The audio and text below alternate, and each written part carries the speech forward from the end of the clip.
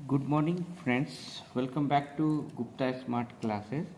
आज हम लोग फिजिक्स डीडी सेट में बहुत दिनों बाद हम यूनिट 5 स्टार्ट कर रहे हैं। प्रीवियसली 2 यूनिट अपलोडेड है, आप लोग देखिए और डेफिनेटली उससे 90% क्वेश्चन आएंगे। अब हम यूनिट 5 स्टार्ट कर रहे हैं और इस मंथ में हम ट्राई करेंगे कि फिजिक्स फिनिश कर दें।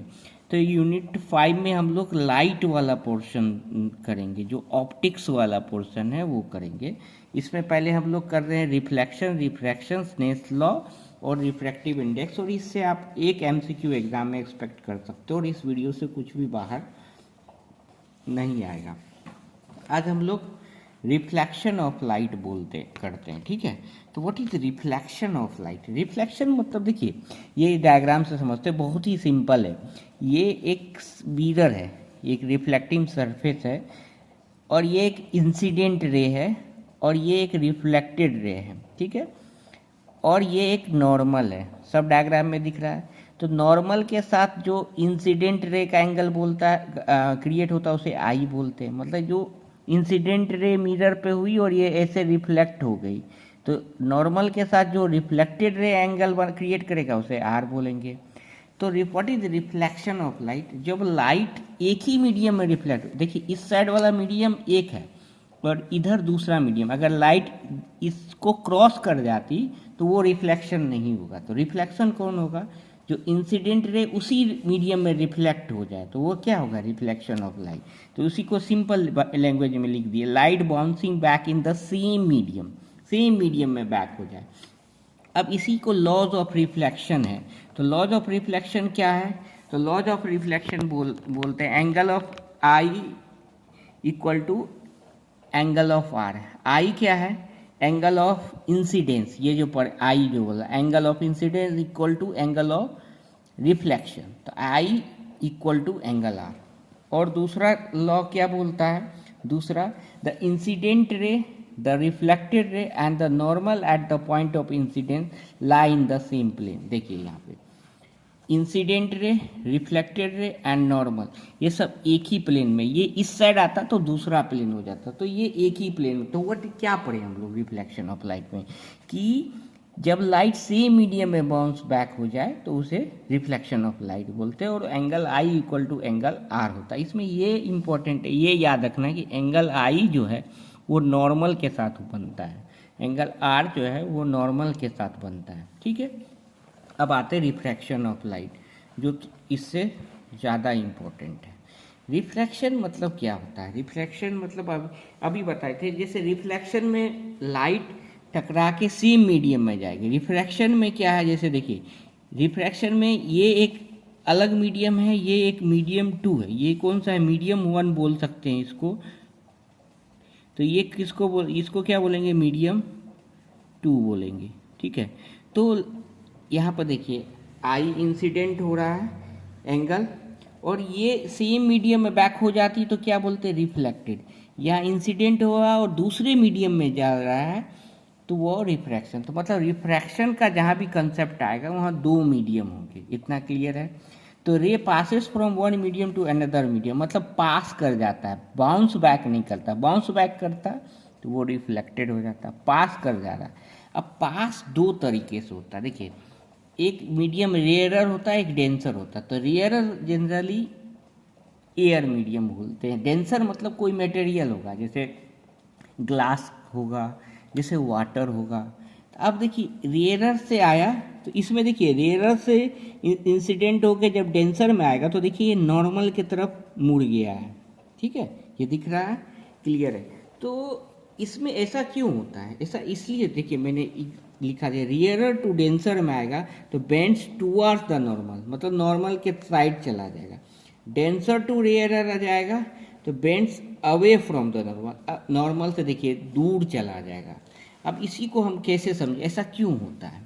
तो डेंसर में एक्चुअली क्या होता है, रे जो आती है इसको जब भी क्रॉस करती है तो थोड़ा सा स्पीड इसका स्लो हो जाता है, स्लो होने की वजह से ये नॉर्मल के साइड चला जाता है।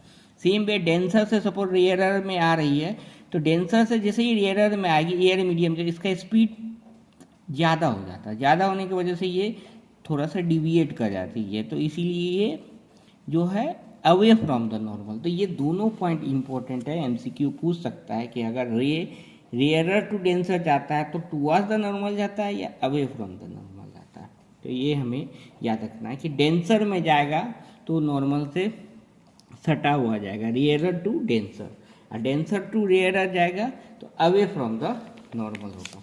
तो होपफुली रिफ्लेक्शन एंड रिफ्रैक्शन और इस समझ में आ गया होगा। और इस कंसेप्ट से हमें एक नेक्स्ट टॉपिक हमें पढ़ना है, that is called Snell's law. ठीक है, स्नेल्स लॉ क्या होता है? अब देखिए, जब भी रे जब क्रॉस कर रही थी एक मीडियम से दूसरे मीडियम में, इस तरह से आ रहा था। देखिए, हम खुद से भी डायग्राम जब तक नहीं बनाएंगे तब तक नहीं आएगा। अगर ये रेयरर है, ठीक है, और ये अगर डेंसर है, ठीक है, डेंसर मीडियम, ये पूरा ये रिफ्लेक्टिंग सरफेस, यहाँ से अब ये नॉर्मल है, तो जब रेयरर टू डेंसर आएगा तो क्या होगा? टुवर्ड्स द नॉर्मल हो जाएगा। ठीक है, यही पढ़े हैं, टुवर्ड्स द नॉर्मल हो जाएगा। देखिए यही है ना, टुवर्ड्स द नॉर्मल हो जाएगा। और ये हमेशा याद रखना है, ये जो एंगल आई जो यहाँ क्रिएट हो रहा है वो किसके से बनेगा? ये नॉर्मल से बनेगा। ठीक है, तो इसमें कंसेप्ट स्नेल्स लॉ क्या बोलता है कि the ratio of sine of angle of incident, the ratio of sine of angle of incident, यहाँ देखो इंसिडेंट मतलब ये जो रे आई, इंसिडेंट मतलब ये जो रे आई, तो ये sine i, sine of angle तो साइन आई, ठीक है। यहाँ जो रिफ्लेक्ट हुआ था ये कौन? Ratio of sine of angle of incident to the sine of angle of refraction of for the light of a given colour is a constant. मतलब रेशियो मतलब क्या होता है? डिवीजन। तो sine I divided by sine r, मतलब angle of incidence divided by angle of refraction, दोनों में sine लगा देना है। Sine I by sine R, वो जो साइन एंगल साइन थीटा जो पढ़ते थे, sine I divided by sine R क्या होएगा? तो कांस्टेंट आएगा। Sine I divided by sine R क्या आएगा? कांस्टेंट। इस कांस्टेंट जो वैल्यू आएगी इसी को हम लोग क्या बोलते हैं? Mu. Mu is known as refractive index. ठीक है, तो what is Snell's law? Ratio of sine of angle of incident to the angle of sine of refraction is constant. ठीक है, इसको एक थियोरेटिकली एक एग्जांपल से समझते हैं तो समझ में आ जाएगा। देखिए, अब म्यू, इसको क्या रीड करते हैं? म्यू, म्यू पढ़ते हैं, म्यू 2-3 बार आप चाहे म्यू बोलते हैं। ठीक है, तो म्यू क्या होता है? म्यू 1-2 क्या होता है? अगर म्यू 1-2 पूछेगा तो 1 रिफ्रैक्टिव, यहाँ 2 मीडियम, 1 बताता है 1 मीडियम को, 2 बताता है 2 मीडियम को। तो ऐसे पढ़ेंगे, refractive index of medium 1 with respect to 2। ठीक है, म्यू 2-1 इसी तरह पढ़ेंगे। तो पहला वाला का निकालते हैं रिफ्रैक्टिव, इसको कैसे लिखेंगे? Refractive index of medium 2 with respect to 1, मतलब म्यू 1-2 क्या हुआ? Refractive index of medium 1 with respect to 2। इसी तरह म्यू 2-1 पहले जो आएगा उसी का लिखेंगे, refractive index of medium 2 with respect to 1। R आई क्या है? रिफ्रैक्टिव इंडेक्स, याद रखना, उसी को शॉर्ट फॉर्म में लिख रहे हैं, रिफ्रैक्टिव इंडेक्स। ठीक है, अब इसी का नेक्स्ट लिखते हैं म्यू 1-2। म्यू 1-2 1 है पहले, तो म्यू 1-2 इक्वल टू क्या होता है? Speed of light in medium 1।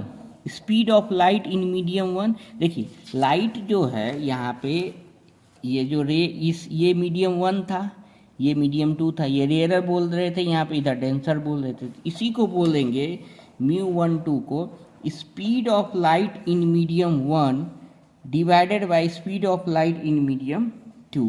तो मीडियम 1 में जो स्पीड ऑफ लाइट का स्पीड होगा divided by speed of light in medium 2, ये होगा refractive index of medium 1 with respect to 2। इसी को v1/v2, v1 क्या है? Speed of light in medium 1 divided by speed of light in medium 2। Same वे अगर mu 2-1 लिखना है, म्यू 2-1, तो ऐसे पहले 2 आया, तो पहले 2 आया तो क्या हो जाएगा? Speed of light in medium 2 divided by speed of light in medium 1 हो जाएगा। अब देखिए ये एमसीक्यू में कभी कभी पूछता है μ12 इंटू μ21 क्या होगा। तो देखिए μ12 क्या होगा, v1 डिवाइडेड बाई v2, बताए थे speed of light in medium 1 divided by medium 2। Same by μ21 क्या हो जाएगा, speed of light in medium 2 divided by speed of light in medium 1, दोनों दोनों कैंसिल हो जाएगा, तो क्या आ जाएगा 1। तो ये पूछ सकता है अगर क्वेश्चन का लेवल थोड़ा टफ करे तो IMP कर दीजिए, ठीक है। अब इसमें लोगों को ज़्यादा प्रॉब्लम होती है, what is concept of absolute refractive index, ये क्या होता है, ठीक है। तो कुछ नहीं है, अभी हम लोग क्या पढ़े थे, μ12 μ21 पढ़े थे, ठीक है। अगर μ12 को लिखना हो तो μ12 को हम लोग क्या लिखेंगे, refractive index of medium 1 with respect to 2। Same way μ21 को क्या लिखेंगे, refractive index of medium 2 with respect to medium 1। अगर मीडियम 1 वैक्यूम है और एयर है, मीडियम 1 अगर वैक्यूम और एयर है तो μ21 को ऐसे बोल सकते हैं, refractive index of medium 2 with respect to medium 1, लेकिन मीडियम 1 क्या है, वैक्यूम है, तो refractive index of medium 2 with respect to medium 1। तो अगर refractive index of medium 2 with respect to vacuum, तो जिस भी मटेरियल का refractive index with respect to vacuum और एयर निकालेंगे वही एब्सोल्यूट रिफ्रैक्टिव इंडेक्स होता है। लेट मी रिपीट, देखिए एब्सोल्यूट क्या होगा, कोई भी रिफ्रैक्टिव इंडेक्स जब भी हम निकालते हैं तो वो एक मीडियम का दूसरे के रेस्पेक्ट में निकालेंगे। जैसे लिखा ले refractive index of medium 1 with respect to 2, ठीक है।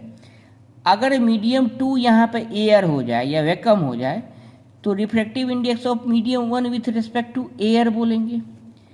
इसी तरह μ21 को refractive index of medium 2 with respect to medium 1 बोलेंगे।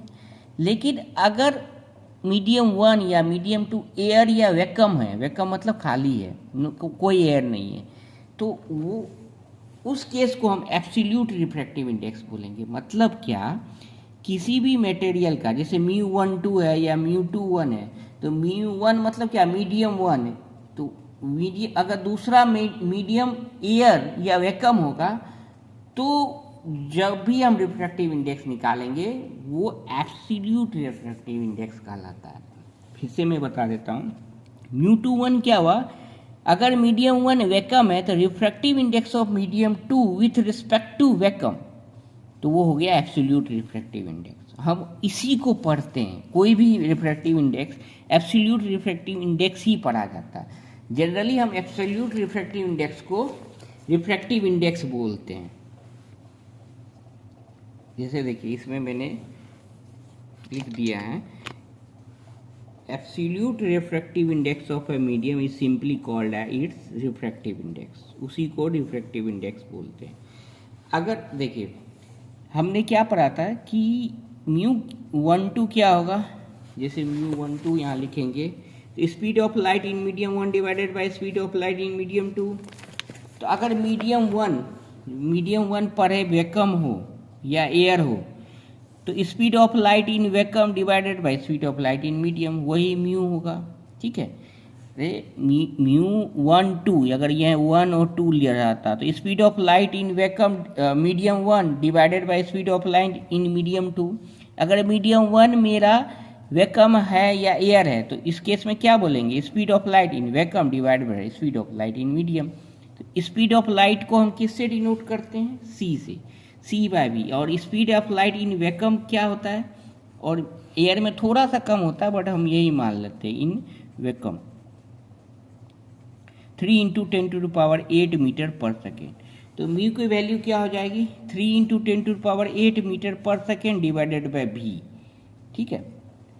और एक वन मोर थिंग, देखिए म्यू का यूनिट क्या होगा, रिफ्रैक्टिव इंडेक्स का यूनिट क्या होगा, ये यूनिट लेस होता है।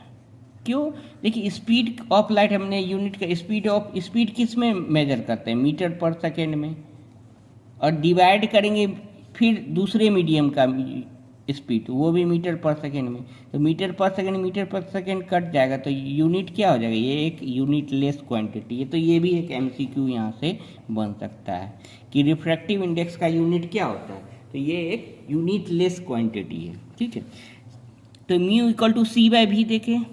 अब देखिए 3 × 10⁸ डिवाइडेड बाई भी, तो हम म्यू इसी तरह से निकालते हैं जैसे रिफ्रैक्टिव इंडेक्स ऑफ, देखिए मैंने यहाँ लिखा रिफ्रैक्टिव इंडेक्स ऑफ वाटर क्या होता है 1.33, तो ये कैसे आया होगा, तो म्यू इक्वल टू, देखिए मैं ये डीप में थोड़ा समझा देता हूँ, speed of light in vacuum divided by speed of light in water.